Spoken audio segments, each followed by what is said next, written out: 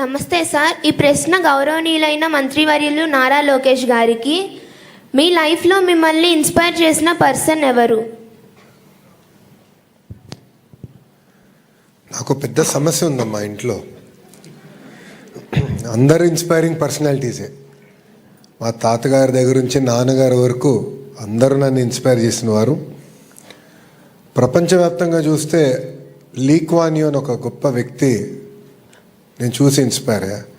లీ కువాన్ you అనే వ్యక్తి Singapore, Malaysia నుంచి విడిపోయినప్పుడు ప్రధానమంత్రి అయ్యారు.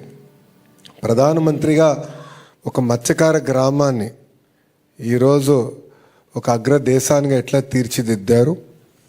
ఆర్థికంగా కాకుండా సమాజంలో కావాల్సిన విలువలు, అంటే అన్ని కులాలు మతాలకు చెందిన వారు కలిసికట్టుగా ఎలా ఉండాలి, సోషల్ హార్మనీ అనేది ఎలా ఏర్పడితే బాగుంటుందని ఆయన చేసి చూపించినవారు.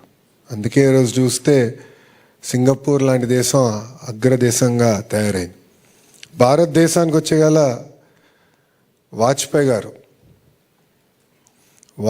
గారిని చూసి పెరిగిన వారిని. అదేవిధంగా వాజ్పేయి గారి గురించి, అంటే వాస్తవంగా నాకు వాజ్పేయి గారిని కలిసే అదృష్టం నాకు దక్కలేదు. కానీ వాజ్పేయి గారు ఎలాంటి వ్యక్తి అనేది గౌరవ ముఖ్యమంత్రి గారు ఎప్పుడు చెప్తా వస్తారు.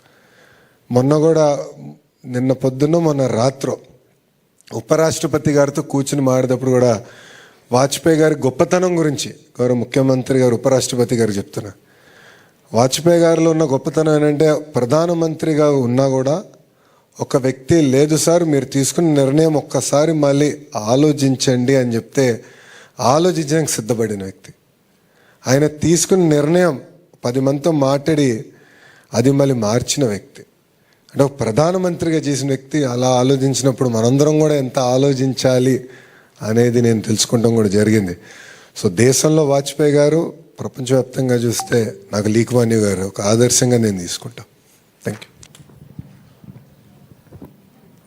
గౌరవనీయులైన విద్యాశాఖ మంత్రి గారికి నా నమస్కారాలు సార్. నా పేరు ఆదర్శ. నేను కేజీబీవీ కొండూరులో 10వ తరగతి చదువుతున్నాను. నేటి సమాజంలో నైతిక విలువలను పాటించేవారు జీవితంలో వెనుకబడుతున్నారు.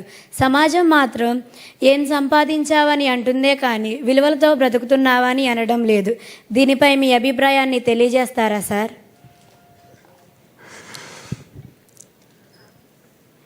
మా సక్సెస్కి షార్ట్ కట్ లేదు. ఇప్పుడు గౌరవ ముఖ్యమంత్రి గారితో కూడా ఈ విషయం నేను అనేక సార్లు చర్చించా. చిన్న వయసులో కూడా చర్చించా. అనేక సందర్భాల్లో మేము మాట్లాడుకున్నాం. ఫ్యాక్షనిజం గురించి, ఫ్యాక్షన్ రాజకీయాల గురించి మాట్లాడాం. రాజకీయాల్లో రావాల్సిన నైతిక విలువల గురించి మాట్లాడాం.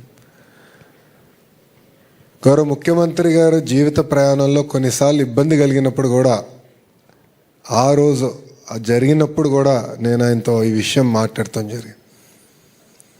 కానీ చివరిగా ఒకటే చెప్తున్నా తల్లి, సమాజంలో ఏ మార్పు అయితే మనం ఆశిస్తున్నామో అది మనం ముందల పాటించాలి.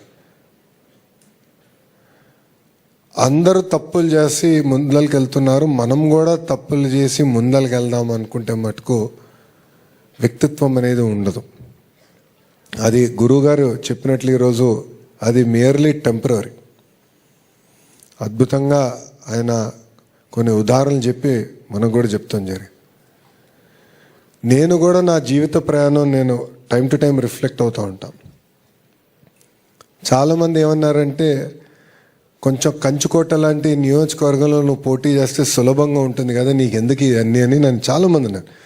24 ఎన్నికల్లో కూడా చాలామంది 2 సీట్లో పోటీ చేయి, నీకు ఎందుకు ఇది కాంప్లికేషన్ అన్నారు. కానీ నా పైన నాకు నమ్మకం ఉండే. గురువుగారు అన్నట్టు ముందర మనపైన మనకు నమ్మకం ఉండాలి, ధైర్యం ఉండాలి. ఎస్ నేను చేస్తాను, నేను సాధిస్తాను, అప్పుడే నేను అనుకుంది నేను చేయగలుగుతాను. అది మనందరిలో అవసరం. ఇప్పుడు దారిలో మనలో భారతీయుల్లో ఒక ఇబ్బంది ఉంది. గురుగారు అన్నట్టు మనమే మన చెత్త రోడ్డు పైన వేస్తాం. ఇదే భారతీయులు అమెరికాకి వెళ్తే అంటే ఎంత అన్యాయం చూడండి ఇది. సో మీరు అన్నట్టు షార్ట్ కట్ ఉంది, చెత్తేస్తారో వెళ్ళిపోతారు. కానీ ఎవరైతే నిలబడి లేదు ఇది కరెక్ట్ కాదని ఉంటారో, లేదంటే ఎవరి కారులో అయితే చిన్న చెత్త బుట్ట పెట్టుకొని ఆ చెత్తంతా దాంట్లో వేసి తిరిగి మళ్ళీ ఇంట్లో పెట్టి మళ్ళీ పారిశుద్ధ కార్మికులు వచ్చినా లేదంటే రీసైక్లింగ్ సెంటర్ తీసుకెళ్తారో వాళ్ళే ఆదర్శంగా నిలబడతారు. ఇది మనలో రావాలి తల్లి. అప్పుడే సమాజాన్ని మనం మార్చగలుగుతాం. లేదంటే సమాజంలో ఒకరు అవుతాం. దేశాన్ని అప్పుడు ఎవరు బాగు చేయలేరు. మొన్న కాన్వకేషన్ జరిగింది పుట్టపర్తిలో. అక్కడ స్పీచ్కి ప్రిపేర్ అయ్యే ముందల భగవాన్ సత్యసాయి ఆయన మాట్లాడిన చాలా విషయాలు నేను చూశాను. ఆయన ఒకటి అన్నారు, హెడ్, హార్ట్ అండ్ హ్యాండ్. అంటే ఐక్యూ హెడ్ ఇస్తుంది, ఈక్యూ అంటే ఎమోషనల్ కోషంట్ హార్ట్ ఇస్తుంది, సమాజానికి ఎప్పుడు సేవ చేయాలనేది హ్యాండ్ ఉండాలని ఆయన పదే పదే చెప్పారు. నాకు బాగా నచ్చింది, నా మనసులో అతికిపోయింది అది. ఇది మనందరం నేర్చుకోవాలి తల్లి. అంతేగాని ఎవరో ఒక్కరు షార్ట్ కట్ వల్ల పైకి వచ్చారని మనం మట్టుకు అనుకుంటే టైం విల్ ఓన్లీ షో. వాళ్ళు అక్కడ నిలబడేదానికి హక్కు ఉండదని. ప్రకృతి ప్రజలు ఒప్పుకున్నా సమాజం ఒప్పుకున్నా ప్రకృతి ఒప్పుకోదని నేను బలంగా నమ్ముతా తల్లి. సో అది మనందరం గుర్తుపెట్టుకోవాలి దయచేసి. Very long answer for straight question. Thank you. Thank you sir.